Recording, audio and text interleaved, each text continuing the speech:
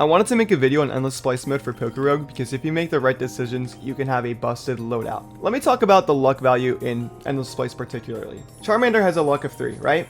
So I should start off with the luck of 3, right? In endless splice mode? Yeah, 100%, totally. That should be how it is, right? You fuse a luck value of 0 with a luck value of 3, you get a luck value of 3, right? No, you start off with 6 luck.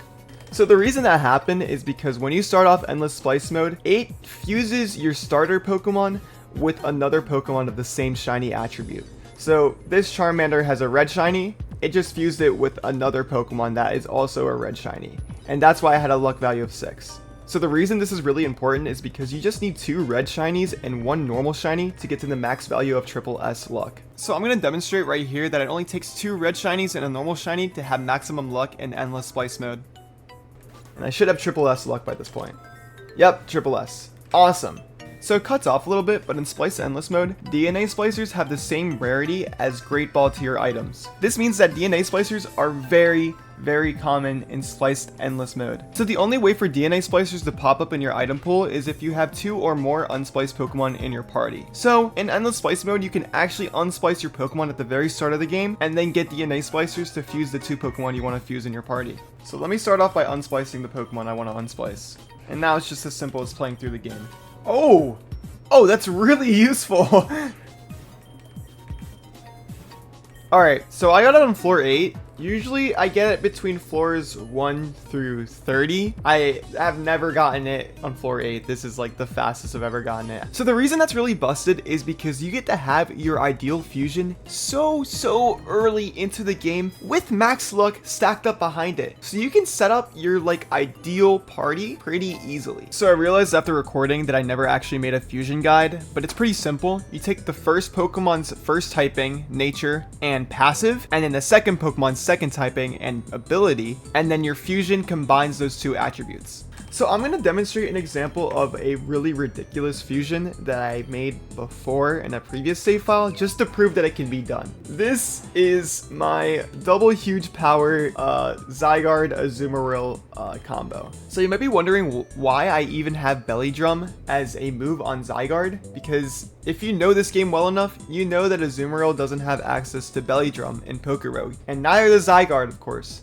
So I prepared a short slideshow to demonstrate how I was able to accomplish this. So I started off with these 3 Pokemon and 3 red shinies to maximize my luck value. I then fused Zygarde and Slurpuff so I can have access to Belly Drum on Zygarde. Then they unfuse, and Zygarde still has Belly Drum and is able to use it to activate Power Construct. Now, Power Construct needs to get replaced with Huge Power so that Zygarde can stay in complete form. So these are the fusion stats, and I'm stuck in complete form.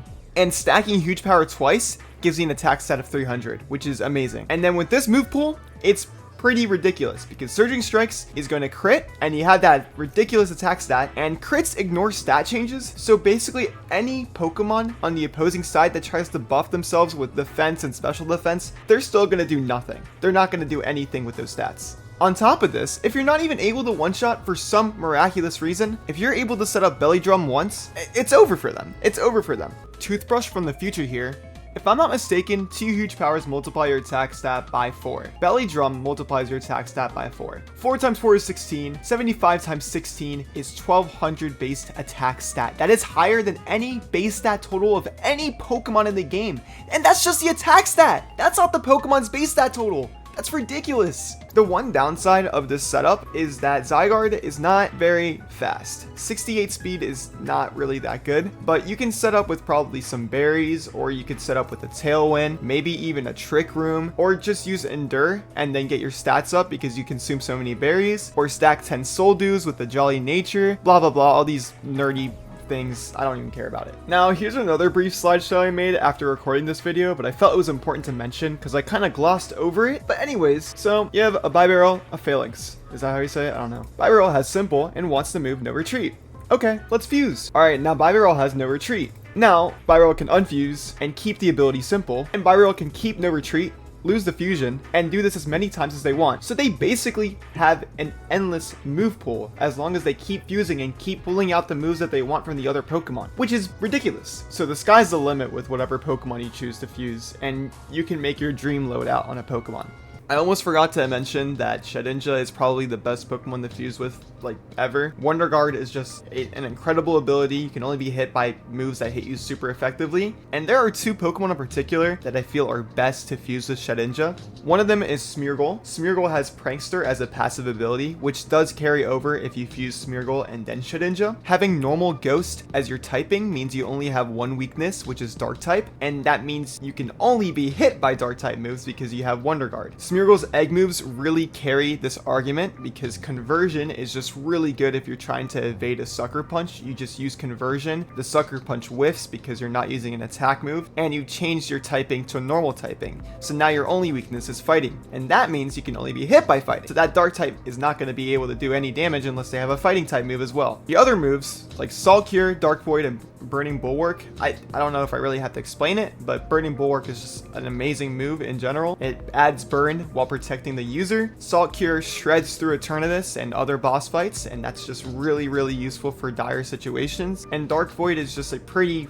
good utility move. However, its accuracy is kind of poo-poo, but apart from that, it's pretty solid. Now, Sableye is the other option because a Dark Ghost type is only weak to Fairy, and that means you can only be hit by Fairy moves, and I don't think there's a single Fairy type priority move, so that's one thing going for him. Another thing is Unnerve is an amazing ability in this game because your opponent gets so many berries to the point where it's really hard to inflict any status on them, and they keep healing and they keep increasing their stats and yada yada. Unnerve is just so useful in this game. So all of these moves are useful except for Recover, which is very not useful. Sableye fused with Shedinja gets your HP stat set to 1. It doesn't average it out, so there's nothing to recover if your HP is 1. So I would recommend replacing that with maybe Fake Out.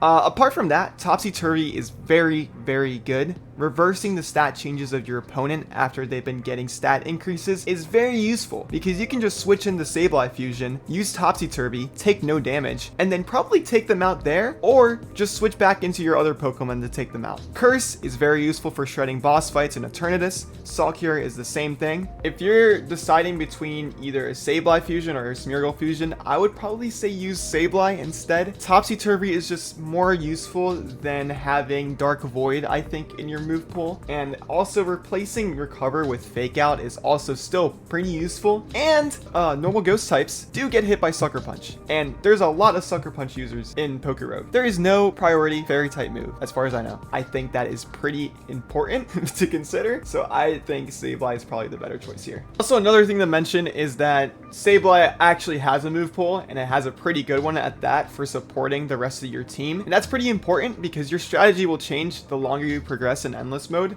whereas Smeargle has this. So, I mean, it can be pretty explosive if you match up against the right Pokemon and sketch the right moves, but Sableye is just the better decision, I would say. Thanks for watching. Let me know if you want more, of this. If you want more PokéRogue content, let me know. Thank you.